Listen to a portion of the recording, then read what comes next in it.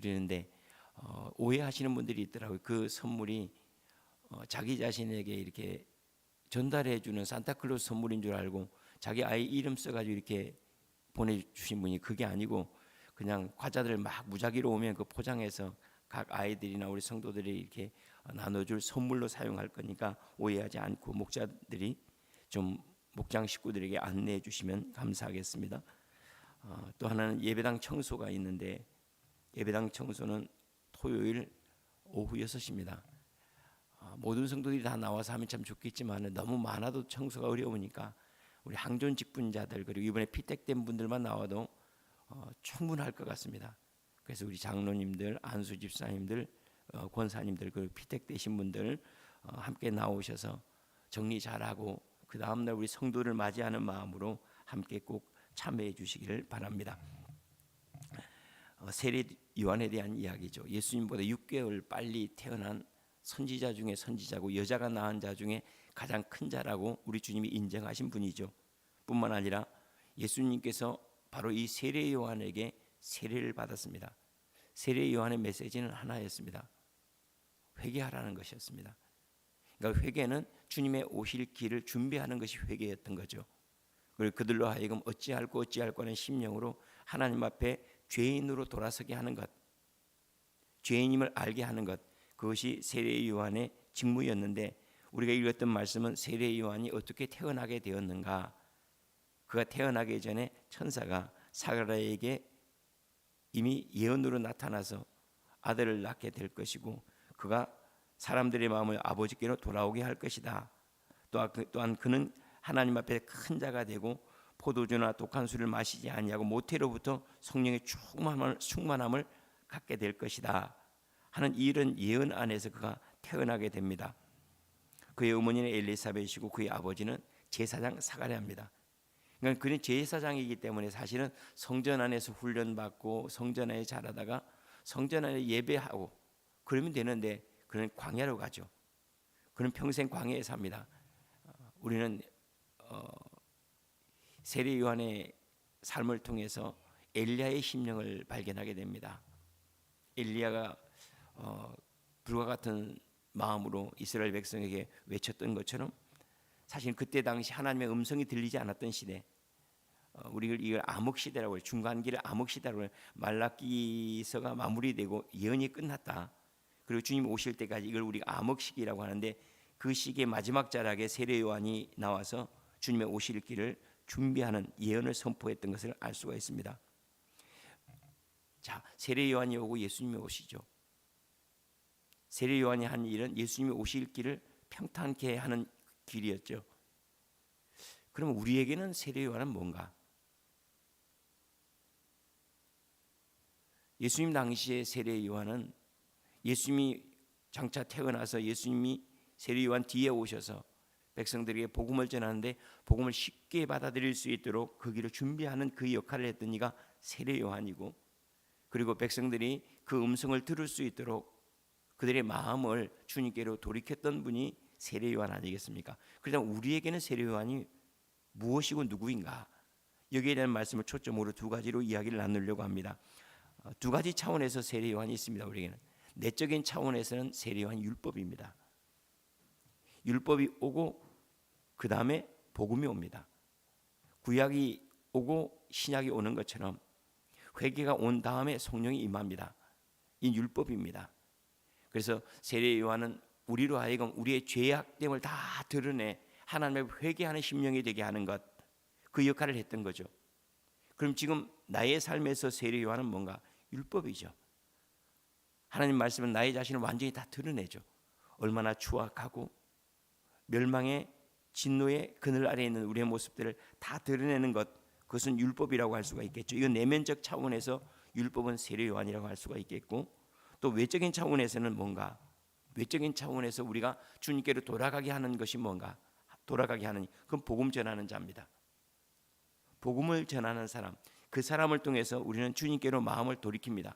그리고 그 마음을 받아들이게 되죠.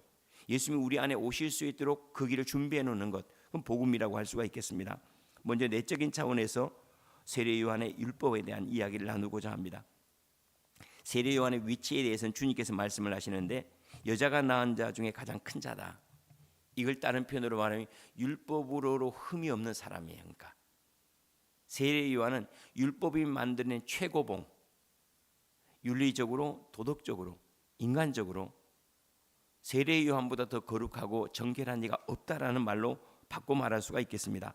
그러니까 여자가 낳은 자 중에 더 큰 자가 없다 하는 것은 인간으로서의 최고봉이에요. 가장 높은 봉우리라고 할 수가 있겠죠. 그래서 광야에서 다른 것 의지하지 않냐고 오직 하나님만 의지하고 살았던 사람, 그는 예수 그리스도를 만나지는 않았지만 나중에 만나게 되지만은 그러나 율법 안에서 예수 그리스도 오심을 최대한으로 기다렸던 사람이라 이렇게 말할 수가 있겠습니다. 이러한 삶이 우리에게 먼저 있어야 됩니다. 그러한 삶을 살려고 하는 이들에게 율법은 회개로 촉구합니다. 율법은 우리에게 다른 걸 가져오지 않습니다. 회개로 촉구합니다. 회개할 것을 우리에게 요구하죠. 그래서 마태복음 3장 2절 3절 보면 세례 요한이 가장 먼저 한 메시지가 뭐죠? 회개하라 그래요. 천국이 가까웠느니. 이 메시지는 예수님 메시지와 똑같습니다. 회개하라, 천국이 가까웠느니라. 회개하십시오. 천국이 여기 앞에 와 있습니다. 천국에 합당한 사람으로 돌아가십시오라는 거죠. 천국이 왔으니까 천국에 합당한 사람이 되어야 됩니다. 그런데 여러분은 지금 그렇지 않습니다 하고 마치 거울로 우리 자신을 비추어 보듯이 하나님의 말씀으로 우리를 싹 비추어서 우리 가운데 합당하지 않은 것, 천국에 합당하지 않은 것들을 드러냈던 사람, 바로 그 사람이 세례 요한이라고 할 수가 있겠죠. 하나님의 영 거룩하십니다. 거룩한 영은 거룩한 집으로 오세요. 그래서 주님께서 하신 말씀이 너희는 거룩하다. 하나님이 거룩하기 때문이다. 뿐만 아니라 우리의 성전이라고 하는 것은 우리 안에 오신 이가 거룩하신 분이기 때문에 성전으로 건축되어 가야 된다라고 이렇게 말씀을 하세요. 그래서 먼저 우리 자신이 정결하게 된 다음에 정결한 영이 오십니다. 손님을 맞이할 때 마치 집안 청소를 깨끗이 하고 손님이 이렇게 오시도록 영접할 준비를 하는 거 아닙니까? 회개라고 하는 그런 거예요. 주님께서 오시는데 거침이 없도록 그 말씀이 그대로 제게 이루어지도록 합당하지 않을 싹 정리해내는 것들. 신방만 가도 청소를 해놓지 않습니까? 귀한 손님이 와도 집안 청소를 하는데 하물며 주님께서 우리 안으로 오시는데 우리 안에 합당하지 않은 죄악들을 그대로 품고 있다면 주님을 대하는 자세가 아니죠. 자기 자신을 정결케 하고 정결한 영이신 성령께서 우리 안에 오시도록 준비하는 것, 바로 그것이 세례 요한이 했던 역할이었던 것처럼 지금은 하나님 말씀이 그러합니다. 율법이 그래요. 말씀 앞에 비출 때마다 우리는 늘 죄인이죠. 합당하지 않은 것들이 다 드러나는데 놀랍게도 우리가 주님께 가까이 다가가면 갈수록 더 큰 죄인이 돼요. 그런데 죄가 커서가 아니라 세밀하게 봐서 그렇습니다. 어떤 사람은 집에 가면 청소 다 했다고 하는데 어지러운 집이 있고 어떤 사람은 청소 안 됐다고 하는데 깨끗한 집이 있어요. 기준이 다르니까 그렇죠. 보는 눈이 다르니까 그렇다고 할 수가 있겠죠. 주님 앞에서 그렇습니다. 우리가 주님께 점점 가까이 나아가면 죄가 없어지나? 아닙니다. 지극히 작은 것 때문에 받는 그 충격들이나 아파하거나 괴로워하는 것들은 더 많아집니다. 시편 말씀을 우리가 자주 언급하지만은 시편에서 주님 앞에 회개하는 심령들은 어디까지 가는 거면 거의 우울증 상태까지 갑니다. 우울증이라고 하는 건 자기 자신이 완전히 절망된 상태예요. 아무것도 자기 자신에게 선함을 발견할 수 없는 그러한 상태까지 갈 때 그때 우리는 주님으로 시작할 수가 있다는 사실입니다. 성도의 삶은 날마다 예수 안에서 나를 확인해야 됩니다. 우리는 거울을 보지 않습니까? 말씀 앞에 우리 자신 늘 살펴야 됩니다. 그래서 우리는 성찰이라고 합니다. 말씀 후 우리를 살피는 것, 행동거지뿐만 아니라 마음가짐까지 하나하나 다 살필 수 있는 사람, 세밀하게 살피는 사람이 세밀하게 거룩해집니다. 뭉뚱그려 살피는 사람은 세밀함이 없습니다. 정결함이 없습니다. 주님께서 말씀하신 것, 지극히 작은 일에 충성하였음에 지극히 작은 일, 그것까지도 충성하기를 원하는 사람. 큰 일은 대부분 충성합니다. 근데 지극히 작은 일까지도 주님 앞에 세밀하게 순종하기를 원하는 그 사람, 그 사람을 주님께서 충성되다, 충성된 종이다 이렇게 말씀을 합니다. 표정 하나까지도 우리 사랑하는 이를 만났을 때는 전부 다 세심하게 살피죠. 대충 만나야 될 사람이 있고 세밀하게 살피고 만나야 할 사람이 따로 있죠. 우리가 주일날 나올 때 머리끝에 발끝까지 속옷까지 싹 갈아입고 주님 앞에 나오지 않습니까? 그것이 뭐 몸의 문제겠습니까? 마음의 문제죠. 몸이 그러하면 마음이 그러하고 마음이 그러하면 몸이 그러합니다. 마음이 정결한데 몸을 정결하게 않는 사람이 없고 몸을 정결하게 하는데 마음이 정결하지 않은 사람이 없습니다. 몇 차례 제가 언급을 했지만은 정약용 씨에 대한 이야기를 했죠. 정약용 선생, 다산 정약용 선생이 장성한 자식들에게 편지를 쓰면서 의관을 정제해라, 그런 편지를 씁니다. 다 큰 아들에게 의관을 정제하고 항상 바른 자세, 바른 모습을 외적으로 갖출 것을 얘기합니다. 그러면 그런 얘기를 해요. 마음이 바른 사람이 몸이 바르지 않을 수가 없다. 몸을 바르게 해라. 그래야지 네 마음이 바르다. 이런 언급들을 합니다. 늘 자기 자신을 살피는 것, 주님 앞에서 살피고 또 살피고 또 살피는 것, 세밀하게 지키기 적은 것까지. 그런데 우리 청소할 때도 제일 처음에는 가구를 청소하고 그 다음에는 여기저기 작은 것들을 청소, 그 다음에 먼지까지 다 털어내지 않습니까? 세밀하게 세밀하게 더 세밀하게 그리스도 앞에 순결한 신부와 같이라는 표현 많이 하지 않습니까? 누가 순결해지는가? 자기 자신을 많이 살피는 사람이 순결해지죠. 자기 자신을 살피지 않는데 순결해질 수 있나? 그건 없습니다. 죄인이 되어야 의인이 될 수 있고 율법을 만나야 복음을 만날 수 있습니다. 자기 자신에게 절망해 본 사람만이 그리스도 안에서 소망을 가질 수가 있는 것이 너무나 분명하죠. 주님 만난 사람 만나기 전에 먼저 회개가 있어야 됩니다. 회개하라. 천국이 주님이라고 한다면 회개해라. 천국이 와 있지 않냐? 회개에 합당한 자세로 돌아가라 라고 요청을 합니다. 이게 성탄절입니다. 주님의 오심을 기다리는 대강절입니다. 뭘로 기다릴까? 성탄절 선물로 기다리고 성탄절 헌금으로 기다려야 되겠죠. 그러나 더 중요한 게 있습니다. 주님 말씀하신 그대로 우리 자신을 깨끗하게 하는 겁니다. 주님과 부딪히는 부분이 없도록, 주님과 모순되는 부분이 없도록, 주님과 이질적인 부분이 없도록, 주님께서 우리에게 오실 때 그냥 언제 오셨는가 싶게 그냥 오시도록, 본래 내 안에 계셨네, 원래부터 내게 말씀을 하셨네 라고 인식할 수 있도록. 가끔씩 우리가 이제 주님을 크게 만나는 경우가 있죠. 방망이처럼 만나는 경우도 있고 기적처럼 만나는 경우도 있어요. 왜 그렇게 만나는지 알죠. 어제도 이제 김수영 사모하고 이렇게 앉아서 온실에서 우리 교육자들이 좀 얘기를 했는데 본인에게는 큰 이렇게 간증이 없다는 거, 그거에 대한 이야기를 하더라고요. 누가 큰 간증이 있는지 알죠? 많이 떠난 사람이 그래요.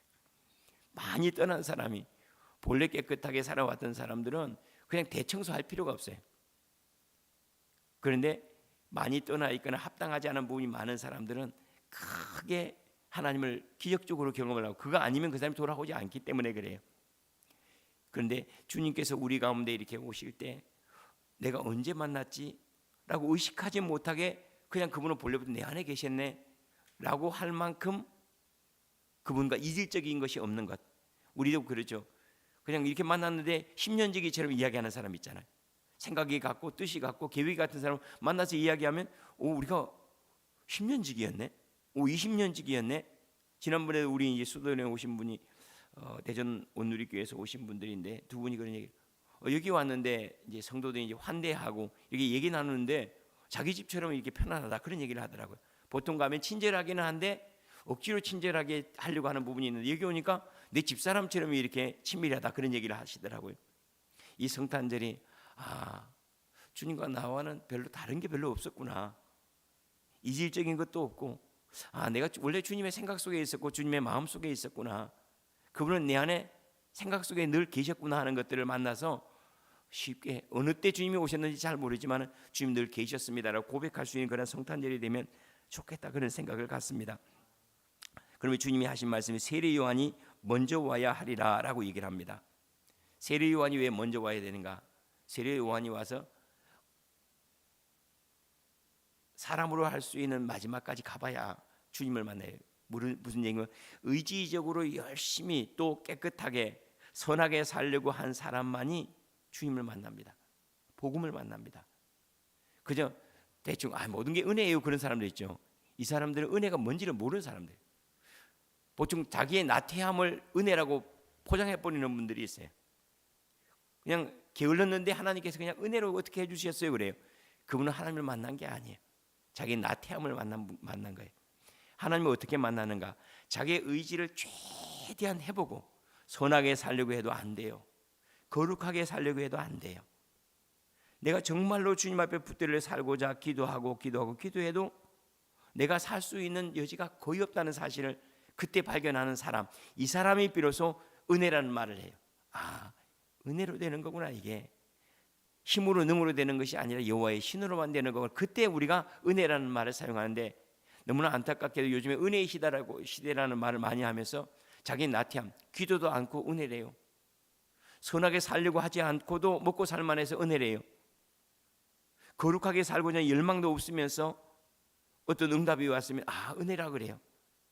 물론 은혜긴 은혜입니다. 그러나 남는 것은 하나님이 남는 건 아니에요. 나의 나태함만 남을 뿐이지. 복음은 언제 오는가? 내 절망 가운데 옵니다.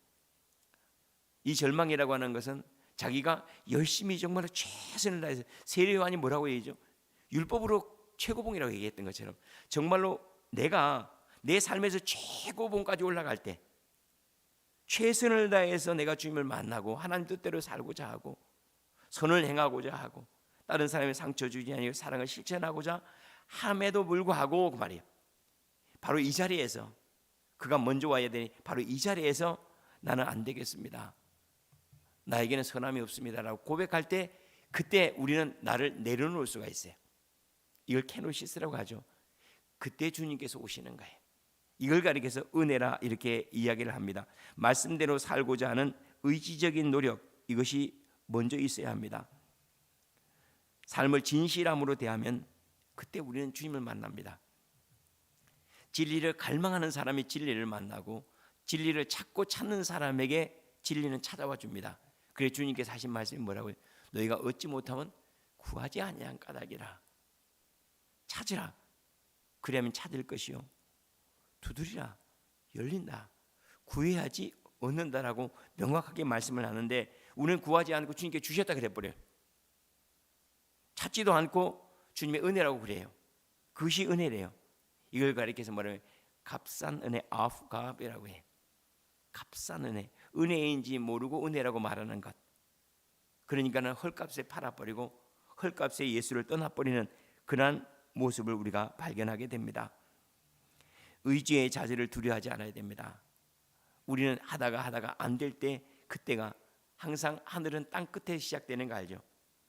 지평선 저 너머에 하늘이 시작되는 것처럼 우리가 의지적으로, 우리가 지각적으로, 우리가 감각적으로 주님을 만나려고 하는 것, 그것이 안 될 때 바로 그 자리가 주님이 일하시는 자리라는 사실 너무나 분명합니다. 바로 그 이야기를 사도 요한은 뭐라고? 그가 흥하여야 되겠고 나는 쇠하여야 되리라. 나의 쇠함 속에 그분은 흥하여지는 거예요.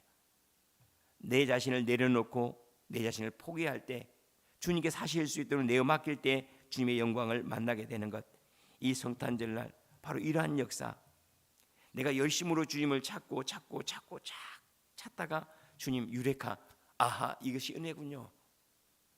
그러면서 마지막은 어떤 것? 이렇게 찾았던 것조차도 은혜네요. 내가 이런 마음을 가지고 주님을 갈망하고 찾으려고 했던 것, 이것도 주님께서 내게 베푸신 은혜입니다라고 고백할 수 있는 모든 것들이 이제는 최고봉에서 최고봉까지. 그래서 주님께서 뭐라고 하냐? 여자가 낳은 자 중에 세례 요한보다 큰 이가 없지만은 그러나 천국에서는 세례 요한보다 작은 이가 없다 그랬어요. 천국에서는 세례, 이게 무슨 얘기인지 알겠죠? 우리가 의지적으로 열심히 해서 세례 요한의 수준까지 갔어요. 인간적으로 최고봉에 간 거죠. 가장 도덕적이고 그리고 가장 경건의 훈련이 잘된 그러한 모습에 간다 할지라도 하나님의 나라에서 생명으로 태어난 자라는 얘기예요. 생명으로 태어난 자만큼은 아니라는 거예요. 잘 훈련되고 경건의 연습을 하고 윤리적 도덕적으로 아주 바르게 살아오더라도 하나님의 영의 인도함을 받는 사람만큼은 존귀할 수가 없다는 거예요. 하나님의 영의 인도함을 받는다, 복음의 은혜를 입는다라는 것은 뭔가 하면 천국에 들어가기 위해서 열심히 사는 사람과 이미 천국에 들어간 사람으로 살아가는 사람의 수준은 전혀 다른 거죠. 천국에 열심히 들어가려고 하는 사람들의 최고의 수준이죠. 천국에 간당 들어가는 수준이 되겠죠. 그러나 이미 천국에 들어온 사람들의 수준은요, 이미 이 모든 것들 위에 있어요. 이 모든 것, 이게 바로 복음이라고 하는 겁니다. 그래서 주님께서 하신 말씀이 여자가 낳은 자 중에 세례 요한이 가장 큰 자이지만은 그러나 천국에서는 극히 작은 자라도 그보다 크다라고 이렇게 말씀을 합니다. 이 성령의 인도함을 받는 거죠. 그러니까 성령의 인도함은 어디에서 오는가? 내 자신의 절망에서 오는 겁니다. 내가 할 수 있어가 아니라 주님 없이는 아무것도 못해요. 주님이 계시지 않으면 나는 절망입니다. 바로 이 자리에서 성령으로 태어난 자가 나오는 거예요. 성령으로 이루어지는 것. 아, 주님이 하셨네요. 정말로 주님이 하셨습니다. 갑자기 내게 선한 마음이 주님이 주신 마음이 되는 거예요. 그런데 이렇게 내가 열심으로 선을 행하려고 하는 마음이 없이 내가 했을 때 갑자기 선한 마음이 왔다. 그럼 뭐래? 아, 내가 선해 그렇게 생각해. 내가 선하다고 생각해서 그 선함 때문에 오히려 자기 공로를 가져버리는 거예요.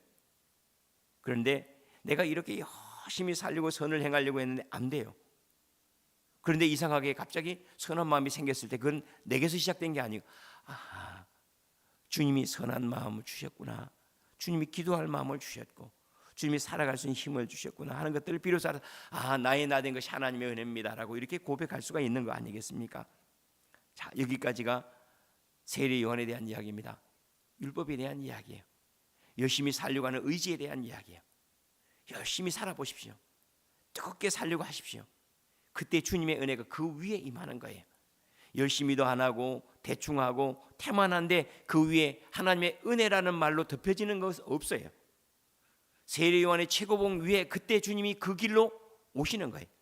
이렇게 예비된 길, 깨어지고 부서지고 열심히 하려고 했는데도 안 되는 바로 그 상황에 바로 이 세례 요한의 최고봉 위로 주님께서 은혜로 오시는 그걸 복음이라고 하는 거예요. 우리 스스로에 대해서 먼저 주님이 오실 길 준비해. 주님, 제가 열심으로 기도하고 바르게 살려고 하고 성령으로 충만하게 하려고 하지만은 참 안 됩니다. 안 됩니다를 먼저 하지 말고 하려고 하는 것을 먼저 해야 됩니다.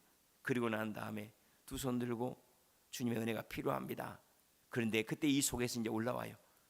기도할 마음이 올라오고 용서할 마음이 올라오고 사랑할 수 있는 여유가 생겨나고 누군가를 돌아보며 칭찬할 수 있는 여유가 그때 생겨나는 거. 그때 우리는 얘기해요. 아, 주님이 내 안에 주신 마음입니다 라고 선포할 수 있는 거죠. 자, 이것은 내적인 문제로서의 율법에 대한 이야기였습니다. 자, 외적인 차원에서 세례 요한은 누군가? 복음을 전하는 사람이죠. 복음을 전하는 사람이 예수님이 오실 길을 준비하는 사람이에요. 복음은 우리가 전하는,입니다. 그러나 받아들이는 건 본인이 받아들이는 거죠. 본인이 받아들일 때 주님은 그 길로 가세요. 그러나 주님이 오실 수 있도록 그 사람에게 대접을 하고 하나님 말씀이 잘 들어가도록 그를 격려하고 복음을 전하고 칭찬을 하고 이렇게 섬겨주고 하는 것들은 그것은 세례 요한이 해야 될 몫인 것처럼 우리가 해야 될 몫이에요. 이 성탄절날 주님이 다른 사람들의 마음에 오실 수 있도록 다른 사람을 격려해주고 배려해주고 칭찬해줄 수 있고 그리스도 앞으로 인도할 수 있는 그런 삶의 은혜가 있기를 원합니다. 제가 우리 성도들에게 다른 것은 약속하지 못해도 한 가지는 약속하겠습니다라는 것 여러분 기억하시죠? 제가 여러분들을 다른 모양으로 그런 못합니다. 그러나 제가 목사로서 설교자로서 한 가지 약속을 하는데 제가 여러분들 다른 데로 데려가지 않고 예수님 안으로 예수님 앞에까지는 제가 천국 앞에까지는 데려가겠습니다. 천국에 들어가고 안 들어가면 여러분들이 결정해야 될 일이지만은 그러나 거기까지는 데려가요. 바로 이게 평탄케 하는 거예요. 하나님을 만나서 하나님을 영접하지 않을지는 예수님을 만나 예수님을 영접하지 않을지는 자기가 선택하지만은 그러나 이 주님을 만났을 때 주님을 기쁘게 만날 수 있는 마음을 미리 만들어주는 것. 그 복음이 얼마나 귀하고 얼마나 능력있고 나를 얼마나 바꾸었는지를 미리 얘기해주는 사람들. 나를 한번 보십시오. 내가 이렇게 상처 많았던 사람이었는데 회복되지 않았습니까? 나는 고집도 많고 욕심도 많은 사람이었는데 어느 순간에 이것들이 다 사그라진 것 당신이 보지 않습니까? 이런 말을 할 때 복음은 쉽게 그 사람에게 들어갈 수 있게 돼요. 이게 주님의 길을 평탄케 하는 길이라고 사람이라고 할 수가 있겠죠. 주님의 길을 막지 않도록 해야 됩니다. 성도들을 복음으로 인도해야 되고 말씀으로 인도해야 됩니다. 제가 가능한 우리 목장 모임들을 교회 목장 모임들을 교회나 수도원에서 할 것을 제가 이렇게 권하는데 이유가 다른 데 있지 않습니다. 우리가 야외에서 목장 모임을 가지면 고기 굽는 것에 마음을 두기가 쉬워요. 가정에서 목장 모임을 가지면 다른 데 신경 써야 돼요. 어지럽히는 거 신경 써야 하는데 교회에서 목장 모임을 갖거나 성도들이 모임을 가지면 벌써 공간이 주는 의미가 달라요. 그리스도 앞으로 늘 끊임없이 인도하도록 어떻게 하면 내가 그들에게 그리스도를 경험시킬까? 하나님을 만날 수 있는 자리로 데려갈까 하는 데에 마음을 두는 사람, 이 사람을 가리켜서 세례 요한이라 하고 이렇게 얘기해요. 인간적으로 할 수 있는 최고의 방법이에요. 나머지는 뭐예요? 그 위에 성령의 역사가 있어야죠. 하나님의 은혜가 있어야 되지 않겠습니까? 공부하는 친구들도 마찬가지입니다. 주님의 은혜가 필요합니다. 지혜를 주십시오라고 말하고 공부하지 않는다면 그는 자기의 태만을 은혜로 숨겨버리는 것과 똑같아요. 주님 지혜를 주십시오라고 했다면 공부를 해야 됩니다. 책을 읽어야 됩니다. 그 위에 주님의 은혜가 임하는 거예요. 목공하는 사람들이 좀 정교함을 내게 주십시오. 내가 부살력과 오올력 같은 공교함을 내게 주십시오라고 기도했다면 그러면 깎는 연습을 끊임없이 훈련을 해야 됩니다. 경건의 연습은 그와 같습니다. 경건의 연습은 주님이 오실 길을 준비하는 거예요. 그때 주님께서 그 위에 오셔서 성령의 기름을 부으시고 은혜가 되게 하시고 하나님의 생명이 되게 하십니다. 이 성탄절날 우리의 태만이 아니라 주님을 갈망하는 마음, 주님께서 우리에게 오실 수 있도록 또 다른 일에게 나타날 수 있도록 사람으로 할 수 있는 최대치, 그 최대치에 순종할 때 그때 주님께서 우리 위에 덮여서 오시는 것, 그 위에 주님의 길이 평탄하게 오셔서 은혜입니다. 주님의 마음이네요. 주님의 능력입니다. 마치 눈이 싹 덮인 것처럼. 눈이 그냥 덮인 거 아니죠. 눈이 덮일 준비를 미리 해놨어요. 뭐가 해놨죠? 하늘이, 날씨가, 온도가, 그리고 기상 변화가 다 준비해놓고 그 위에 눈이 찾아오는 거예요. 우리 안에도 마찬가지입니다. 여기에는 하나님을 기뻐하고 즐거워하고 하나님께 순종하고 내 삶 전부가 하나님께 순종하기를 원하는 그러한 갈망 위에 주님의 은혜가 덮여서 화이트 크리스마스가 되었으면 주님의 보혈로 씻음 받고 우리 주의 영으로 힘을 얻는 그러한 성탄절이 꼭 되어지기를 축원합니다. 기도하겠습니다.